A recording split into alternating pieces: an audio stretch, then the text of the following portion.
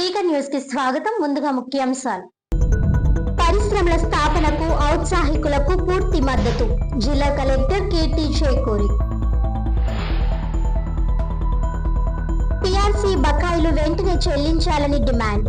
కేంద్ర మాజీ మంత్రి, కాంగ్రెస్ పార్టీ సీనియర్ నాయకులు చింతా మోహన్.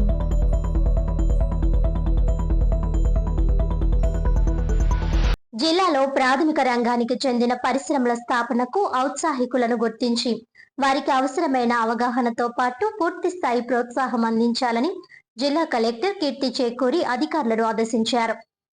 మంగళవారం సాయంత్రం బొమ్మూరు కలెక్టరేట్లో జిల్లా పరిశ్రమలు మరియు ఎగుమతుల ప్రోత్సాహక కమిటీ సమావేశం జిల్లా కలెక్టర్ అధ్యక్షతన నిర్వహించారు. ఈ సందర్భంగా కలెక్టర్ మాట్లాడుతూ వ్యవసాయం, ఉద్యానవనం, పశుసంవర్ధక, పర్యాటకం, డిఆర్డీఏ, మెప్మా శాఖల అధికారులు తమ పరిధిలోని ఔత్సాహికులను పరిశ్రమల స్థాపన వైపు దారి తీసేలా చైతన్యం కల్పించాలని సూచించారు. వారికి అవసరమైన బ్యాంకు రుణాలు అందేలా బ్యాంకులతో సమన్వయం ఏర్పాటు చేయాలని ఆదేశించారు. పరిశ్రమల స్థాపనకు అవసరమైన అనుమతులన్నీ సమయపాలనతో మంజూరయ్యేలా ఆర్టీఐహెచ్ మరియు పరిశ్రమల శాఖల సమన్వయంతో చర్యలు తీసుకోవాలని అన్నారు. క్లస్టర్ అభివృద్ధి కార్యక్రమం క్రింద కడియం మండలంలో పూల వ్యర్థాలను ప్రాసెస్ చేసే పరిశ్రమల స్థాపనకు ప్రత్యేక దృష్టి సారించి ఔత్సాహికులకు హ్యాండ్ హోల్డింగ్ అందించాలని అన్నారు.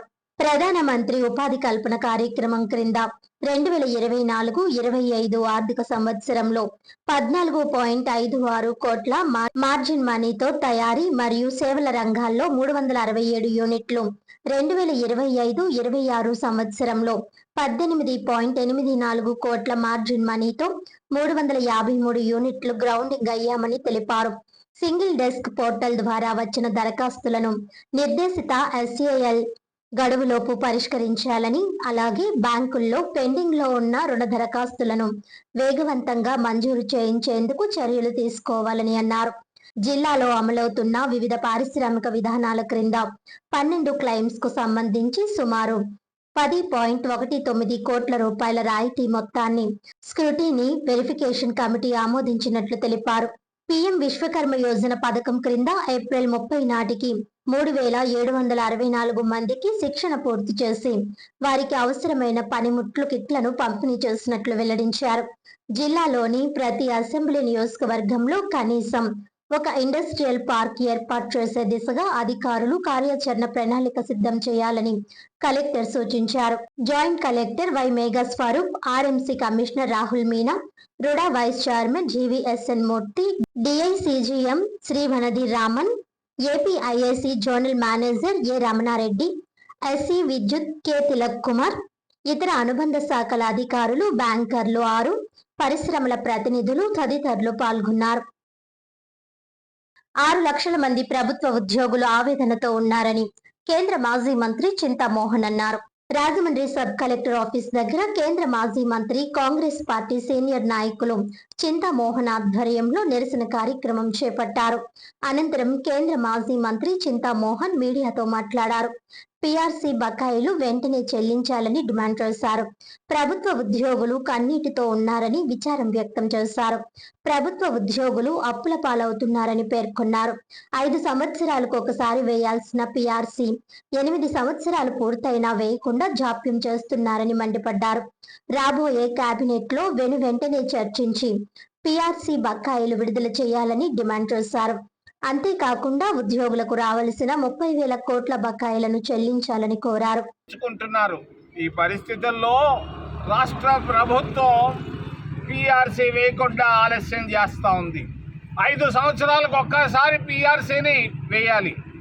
8 సంవత్సరాలైన పిఆర్సీ వేయకపోవడం దుర్మార్గం, అన్యాయం, అక్రమం.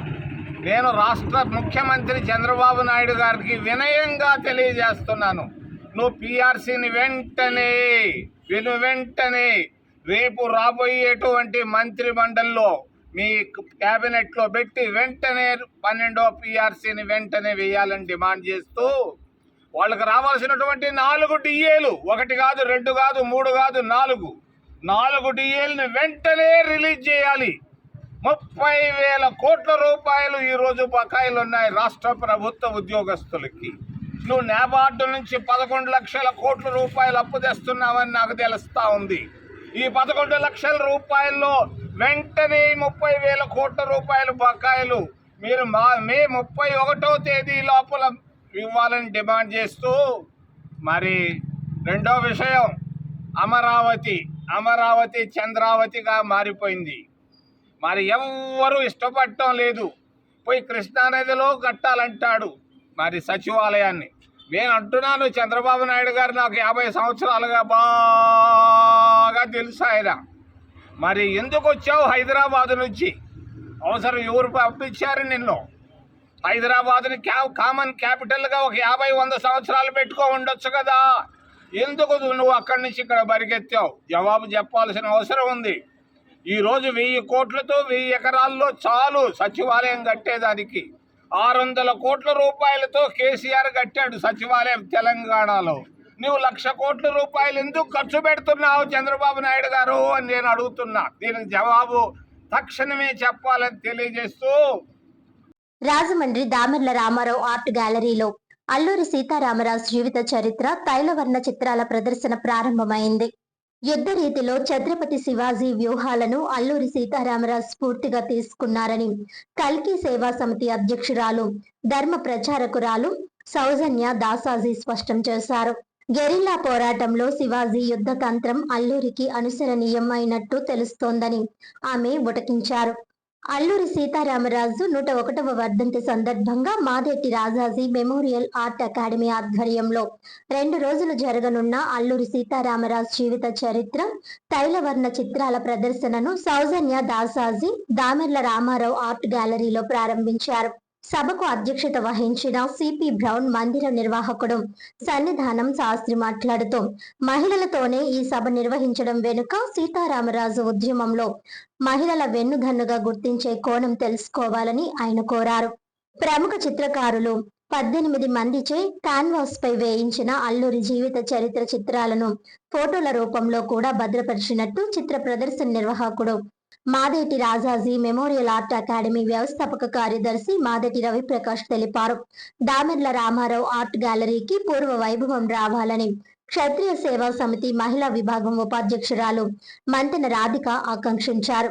సమితి కార్యదర్శి కోసూరి చండీప్రియ మాట్లాడుతూ, అల్లూరి జీవిత చరిత్ర విద్యార్థుల్లో స్ఫూర్తి నింపాలని అన్నారు. ప్రజా సంఘాలతో పాటు ప్రభుత్వం కూడా చిత్రకళా సంస్థలను ఆదుకోవాలని మహిళా నాయకురాలు కె సూర్యకుమారి కోరారు. ప్రముఖ చిత్రకారిణి ఎన్ఎస్ఎస్వి లక్ష్మి స్వాగతం పలుకగా, గాయకుడు మల్లాది శ్రీరామ్ వందే మాతర గీతం ఆలపించారు. ఈ కార్యక్రమంలో తారా నగేష్, టి రవికాంత్, దొంతంశెట్టి శ్రీనివాస్, పోలిశెట్టి ఈశ్వరరావు, నోకరాజు, రజనీ కుమారి తదితరులు పాల్గొన్నారు. అల్లూరి సీతారామరాజు గారు యొక్క స్మరణ గురించి, ఆయన స్ఫూర్తి గురించి యువతకు తెలియజేసే విధంగా ఆయన జీవిత చరిత్రకు సంబంధించిన అనేక స్మృతులను చిత్ర రూపంలో అందించిన ఆ 18 మంది కళాకారులను కూడా ఈ సందర్భంగా అభినందిస్తూ, ఇటువంటి కార్యక్రమాలు చేయాలంటే చాలా ఓర్పు, సహనము, అదేవిధంగా మన సంస్కృతి అంటే చాలా అభిమానం ఉండాలి. అందులో భాగంగా బ్రౌన్ మందిర నిర్వాహకుడైన సన్నిధాన శాస్త్రి గారికి కూడా ప్రత్యేక అభినందనలు. మా వాళ్ళు అంటే ఉండే అభిమానం వేరు. అదే నాది, నేను అనే దాని నుంచి పుట్టేది. కానీ కులము కాదు, ఆ ప్రాంతము కాదు, కానీ తన కోసం కాకుండా తను ఇతరుల కోసం, ఒక ఏమీ తెలియని అభం శుభం తెలియని గిరిజనుల కోసం ఆయన కృషి చేయడమే కాదు, ఛత్రపతి శివాజీ ఉపయోగించిన యుద్ధ వ్యూహాన్ని అల్లూరి సీతారామరాజు గారు ఉపయోగించారు. గెరిల్లా యుద్ధం అని అందరూ కూడా అది వాడరు. ఎప్పుడు వాడతారు గెరిల్లా యుద్ధం అనేది? ఎప్పుడైతే మన వైపు ఉన్న సైనికులు తక్కువ, శత్రు సైనికులు ఎక్కువ ఉన్నప్పుడు వాడే ఒక యుద్ధ వ్యూహం అది.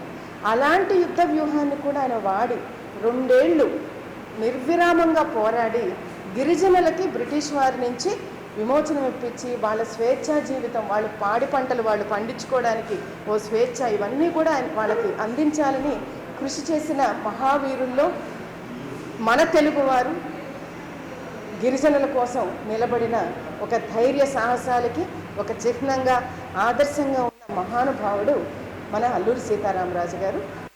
సీతారామరాజు గారి 101వ వర్ధంతి సందర్భంగా ఈరోజు 18 మంది చిత్రకారుల చేత 32 చిత్రాలు, ఫోటో ప్రింట్స్ని ఇక్కడ ఏర్పాటు చేయడం జరిగింది. ముఖ్యంగా కేంద్ర రాష్ట్ర ప్రభుత్వాలు అల్లూరు సీతారామరాజు వర్ధంతిని జీవో ప్రకటించడం చాలా ఆనందదాయకం. అలాగే 1997లో పార్లమెంట్లో బాలయ్య గారు ఉన్న టైంలో అల్లూరు సీతారామరాజు విగ్రహం, అలాగే ఎన్టీ రామారావు గారి విగ్రహం పెట్టాలని జీవో రిలీజ్ చేసినప్పటికీ కేవలం ఎన్టీ రామారావు గారి విగ్రహం పెట్టడమే జరిగింది, కానీ పార్లమెంట్లో అల్లూరు సీతారామరాజు విగ్రహం పెట్టడం జరగలేదు. మన ఎంపీ గారు గౌరవనీయులు అల్లూరి సీతారామరాజు గారు, పురంధేశ్వరి మేడం గారు అల్లూరి సీతారామరాజు గారు జయంతి సందర్భంగా జూలై 4న పార్లమెంట్లో ఆ విగ్రహం పెట్టాలని చెప్పి మేము కోరుతున్నాం. బీజేపీని నమ్మితే రాబో రోజుల్లో వారిని నమ్మిన ప్రాంతీయ పార్టీల కనుమరుగు కాక తప్పదని రాజమండ్రి అర్బన్ జిల్లా కాంగ్రెస్ అధ్యక్షులు భాలేపల్లి మురళీధర్ అన్నారు. రాబో రోజుల్లో దేశ రాజకీయాల్లో మార్పుకు సూచనగా కనబడుతుందని రాజమండ్రి అర్బన్ జిల్లా కాంగ్రెస్ అధ్యక్షులు బాలేపల్లి మురళీధర్ పేర్కొన్నారు.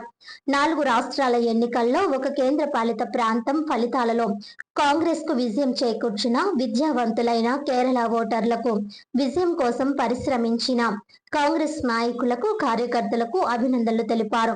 తమిళనాడులో టీవీకే పార్టీ విజయం, సినీ నటుడిగా విజయ్ కి ఉన్న క్రేజ్, అలాగే ప్రతి 5 సంవత్సరాలకు అధికారి మార్పిడి అలవాటైన తమిళ ఆలోచన విధానానికి అనుగుణంగా ఈ అధికార మార్పిడి జరిగిందన్నారు. ఇక పశ్చిమ బెంగాల్లో బీజేపీ గెలుపు అనైతికమని విమర్శించారు.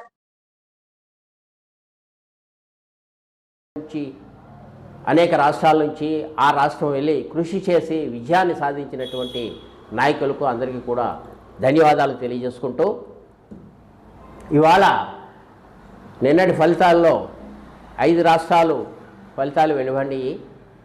అందులో కేరళ కాంగ్రెస్ పార్టీ విజయం సాధించింది. అలాగే తమిళనాడులో డిఎంకే బదులు కొత్తగా వచ్చినటువంటి ఒక సినీ నాయకుడు, హీరో విజయ్ గారు టీవీకే పార్టీ విజయం సాధించడం జరిగింది. అయితే సాధారణంగా తమిళనాడులో రెండవసారి ప్రభుత్వాన్ని ఒక పార్టీకి ఇవ్వటం ఆ ప్రజలు సాంప్రదాయం కాదు. ఎప్పుడో రేరుగా మాత్రమే రెండవసారి అధికారాన్ని ఇస్తూ ఉంటారు. ప్రతి 5 సంవత్సరాలు కూడా ప్రభుత్వాన్ని మార్చుతూ ఉండటం వారి యొక్క ఆలోచన, అది వాళ్ళ యొక్క విజ్ఞత ఆ రకంగా ఉంటుంది.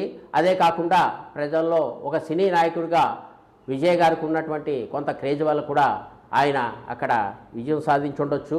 కానీ ఈ విజయ్ గారు నిజంగా ఆయనే సొంతంగా ప్రభుత్వాన్ని స్థాపిస్తారా, లేదంటే ఒకవేళ ఆయన మరలా బీజేపీకి బీ టీమ్గా మారితే ఆయనకు ఉన్నటువంటి విలువ ఉండదు.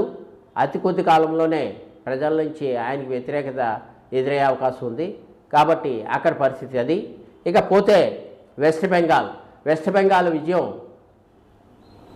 బీజేపీ కుట్రపూరితంగా సాధించిన విజయం, కానీ వారి యొక్క సామర్థ్యంతో సాధించిన విజయం కాదు. ఎందుకొరకంటే సరైన ప్రవేశపెట్టి లక్షలాది ఓట్లను తొలగించి దీదీని అనేక రకాలుగా ఇబ్బందులు పెట్టి ఆఖరికి కౌంటింగ్ విషయంలో కూడా కేంద్ర ప్రభుత్వ అధికారులు ఉండాలి తప్ప రాష్ట్ర ప్రభుత్వ అధికారులు ఉండకూడదంటూ ఈసీని ప్రయోగించి ఈసీ ద్వారా వారు కొన్ని కుట్రలను చేసి ఈసీ కూడా ఒక సాధనంగా బీజేపీకి ఉపయోగపడడం ద్వారా అక్కడ దీదీని ఓడించి మమతను ఓడించి వారు ఆ విజయం సాధించడం జరిగింది. అది నిజమైన విజయంగా నేనైతే భావించట్లేదు.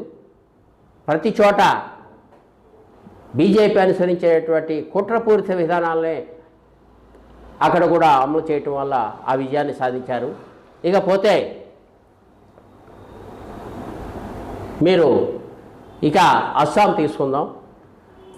అస్సాం ఆయన ఎక్కడి నుంచి వెళ్ళారండి? ఆయన కాంగ్రెస్ పార్టీ నుంచి వెళ్ళిన వ్యక్తే. అలాగే పుదుచ్చేరి రంగస్వామి గారు ఉన్నారు, ఆయన ఎక్కడి నుంచి వెళ్ళారండి? కాంగ్రెస్ పార్టీ నుంచి వెళ్ళిన వ్యక్తులే. అంటే బీజేపీ ప్రభుత్వం, బీజేపీకి స్వతహాగా బలం ఎక్కడా లేదు, ఏ స్టేట్లోనే లేదు. నిజం చెప్పాలంటే నాయకులే లేరు. వాళ్ళు మా కాంగ్రెస్ పార్టీలో బలమైన నాయకులను, అంటే పార్టీకి వెన్నుపోటు పొడిచే కట్టప్ప లాంటి నాయకులను వాళ్ళు తీసుకుని వారి ద్వారా ఆయా రాష్ట్రాల్లో అధికారాన్ని స్థాపించి ఈ రాష్ట్రంలో బీజేపీ జెండా ఎగిరిందని నిరూపించుకోవాలని, చూపించుకోవాలని తాపత్రపడుతున్నారే తప్ప నిజమైన బలము ఆ పార్టీకి ఎప్పుడూ లేదు. ఆయా నాయకులందరూ కూడా కాంగ్రెస్ పార్టీ వారే. వాళ్ళని మీరు ఏదో రకంగా భయపెట్టో, బతిమాలో, ఆశ చూపించో తీసుకెళ్ళి మీరు వారి నాయకత్వాన్ని మీకు విజయంగా చూపించుకుంటున్నారు తప్ప స్వతహాగా మీ బీజేపీ వారికి నాయకులు ఎక్కడున్నారు, బలం ఎక్కడుంది, ఏ రాష్ట్రంలోనూ కూడా లేదు అని ఈ సందర్భంగా తెలియజేసుకుంటూ ఈ ఫలితాలను బట్టి ప్రాంతీయ పార్టీ నాయకులందరూ కూడా గమనించాల్సింది ఏంటంటే, బీజేపీని నమ్ముకుంటే పాము తన పిల్లల్ని తానే తినేసినట్టుగా ప్రాంతీయ పార్టీని బీజేపీ తినేస్తుంది. దీనిని మీరందరూ గమనించండి. బీజేపీతో జతకట్టిన అన్ని ప్రాంతీయ పార్టీ నాయకులు అప్రమత్తమై ఆ యొక్క పడగ నుండి మీరు దూరంగా వస్తేనే మీ ఉనికి కొనసాగుతుంది తప్ప లేదంటే రాబో రోజుల్లో ఈ ప్రాంతీయ పార్టీలు కనుమరుగైపోయే అవకాశం ఉంది. మీరు మీ సార్వభౌమత్వం నిలబడాలన్నా, నిజంగా ఈ దేశంలో ప్రజాస్వామ్యం పరిడి వెళ్ళాలన్నా ఇచ్చిన మాటకి ఇవాళ మేము తమిళనాడులో డిఎంకేతో పాటు ప్రయాణం చేశామంటే మా స్నేహపూర్వక హస్తానికి నిదర్శనం అది. ఇన్ని సంవత్సరాలలో కొన్ని వేల మంది విద్యార్థులకు ఉద్యోగ అవకాశాలు రావడానికి రాజమండ్రి ఆదిత్య డిగ్రీ కళాశాలల ప్రముఖ పాత్ర పోషించింది. ఆదిత్య డిగ్రీ కళాశాల రాజమండ్రికి గత 23 సంవత్సరాల చరిత్ర కలిగి ఉంది. ఇన్ని సంవత్సరాలలో కొన్ని వేల మంది విద్యార్థులకు ఉద్యోగ అవకాశాలు రావడానికి ప్రముఖ పాత్ర పోషించింది. దానికి నిదర్శనం ఈ విద్యా సంవత్సరంలో అవెరిక్స్ కంపెనీ 12 మంది విద్యార్థులు 12 లక్షల వార్షిక వేతనం సాధించారు.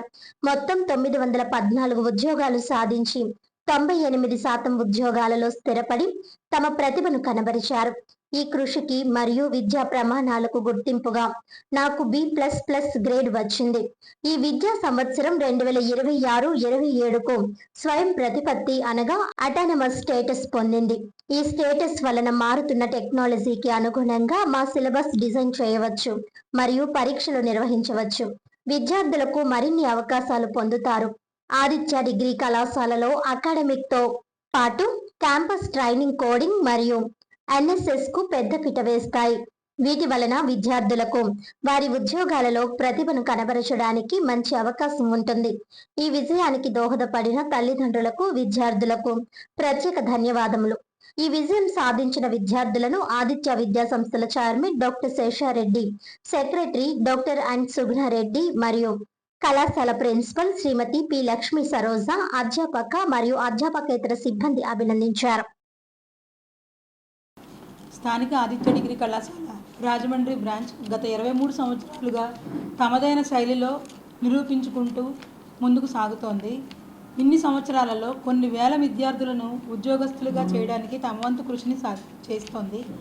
ఈ కృషిలో విద్యార్థులు ఎన్నో రంగాలలో నిరూపించుకుంటూ ఐటీ సెక్టర్ కానివ్వండి, అలాగే బిజినెస్లో కానివ్వండి నిరూపించుకుంటూ ముందుకు సాగుతున్నారు. ఈ కృషికి అలానే ఇన్ని సంవత్సరాల విద్యా ప్రమాణాలకి ధీటుగా ఈ సంవత్సరం 26-27 సంవత్సరానికి నుంచి అటానమస్ హోదాని సాధించింది. ఈ అటానమస్ హోదాలో 20-30% యూనివర్సిటీ కరికులంని మేము టెక్నాలజీకి అనుగుణంగా విద్యా ప్రమాణాలను మార్చుకుంటూ మా సిలబస్ని మేము రూపొందించుకోవచ్చు. అలానే ఈ ఎగ్జామినేషన్ సిస్టమ్ని కూడా మేము ఓన్గా సాధించడం వలన పెంచుకోవడం వలన విద్యార్థులందరూ వాళ్ళ శైలిలో ఇంకా కొంచెం అవకాశాలను సాధించడానికి ఉపయోగపడుతుంది. అలానే ఆదిత్య అంటేనే లక్షల జీతాలు, అలా లక్షల జీతాలు సాధించారు అని అనడానికి నిదర్శనం ఇవాళ ఇక్కడున్న మా విద్యార్థులు. ఎవరిక్సెస్ అనే విద్యా కంపెనీకి 12 మంది 12 లక్షల సంవత్సర ఆదాయానికి సెలెక్ట్ అయ్యారు. ఈ పిల్లలందరూ ఎన్నో ఉద్యోగ అవకాశాలు సాధించారు. ఒక్కొక్కళ్ళకి 5 నుంచి 6, 9 వరకు కూడా ఉద్యోగాలు సాధించారు. ఈ ఉద్యోగాల్లో వాళ్ళకి తమదైన శైలిలో నచ్చిన ఉద్యోగంలో జాయిన్ అయ్యే అవకాశం వాళ్ళే తీసుకుంటారు.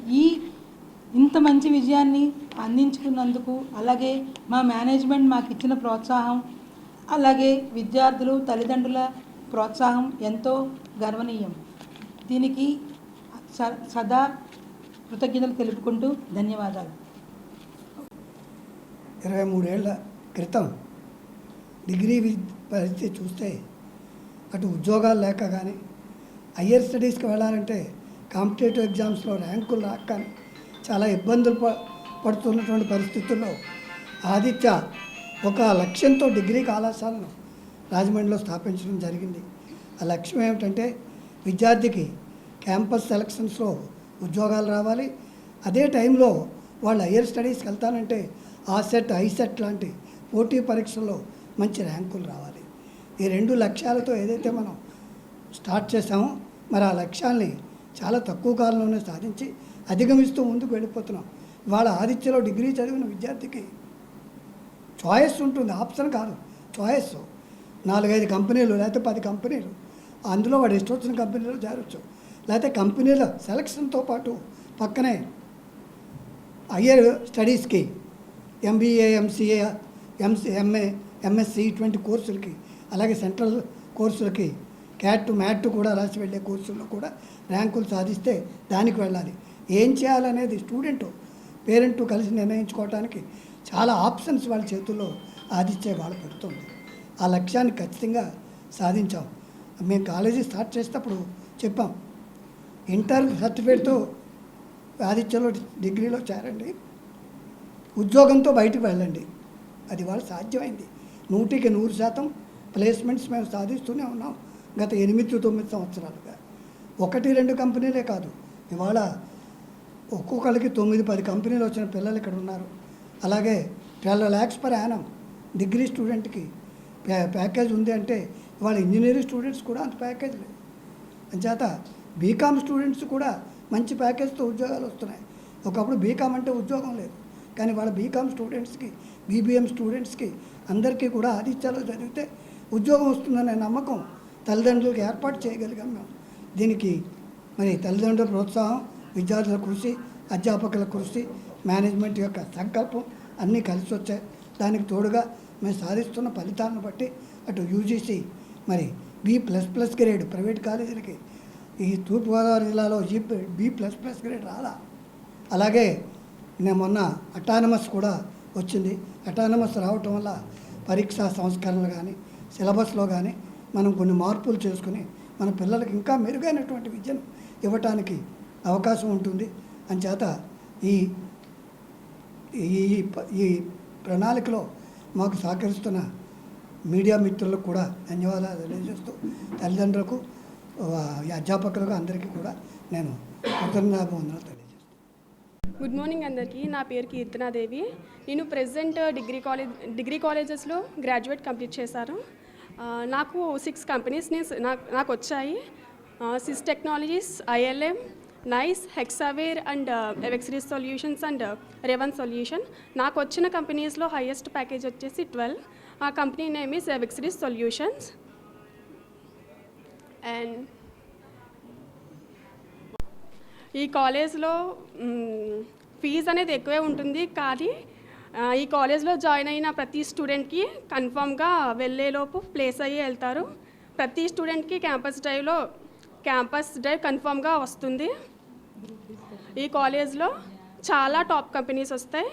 అలానే టాప్ ర్యాంక్స్ ఉన్న వాళ్ళ విద్యులకి ఇక్కడ స్కాలర్షిప్స్ కూడా ఉంటాయి ఈ కాలేజ్లో. అండ్ మనకి డైలీ ల్యాబ్ అనేది ప్రొవైడ్ చేస్తారు. మనం అభ్యాసవాది కానీ ఇంగ్లీష్ పియర్సన్ మిప్రో ఇంగ్లీష్ కమ్యూనికేషన్ ఎలా ఉంటుందో చూసుకోవచ్చు. ఇక్కడ మన కమ్యూనికేషన్ అనేది నేర్పిస్తారు. కన్ఫామ్గా అది ఎలా మాట్లాడాలి ఇంగ్లీష్లో అనేది నేర్పిస్తారు. అండ్ అలానే CRT ప్రతి కంపెనీకి, మనకి IT కంపెనీకి CRT అనేది కన్ఫామ్గా ఉండాలి. యాప్టిట్యూడ్ టెస్ట్ అనేది కన్ఫామ్గా ఉండాలి. ఇక్కడ ఫస్ట్ మనం స్టార్ట్ డే ఎప్పుడు జాయిన్ అయ్యామో ఆ రోజు నుండి ఎండ్ డే వరకు. అందరికీ నమస్కారం. నా పేరు చిన్నవంశీ కృష్ణ. నేను ఈ కాలేజీలో జాయిన్ అయినందుకు చాలా గర్వపడుతున్నాను.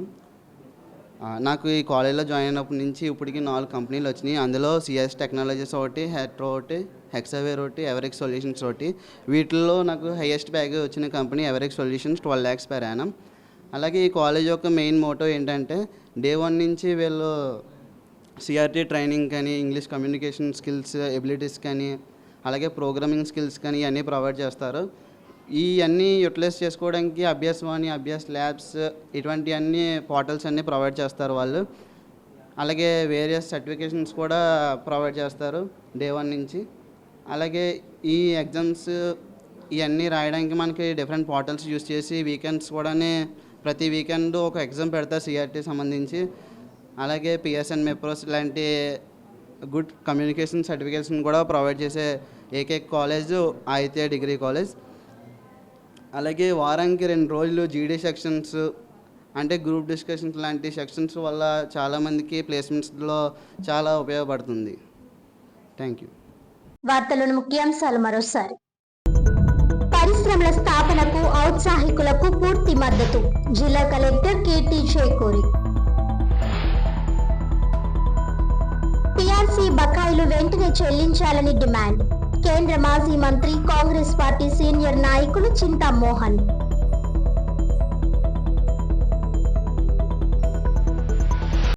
ఈనాటి వార్తలు ఇంతటితో సమాప్తం. తిరిగి వచ్చే బులెటిన్లో మళ్ళీ కలుద్దాం. అంతవరకు సెలవు. నమస్కారం.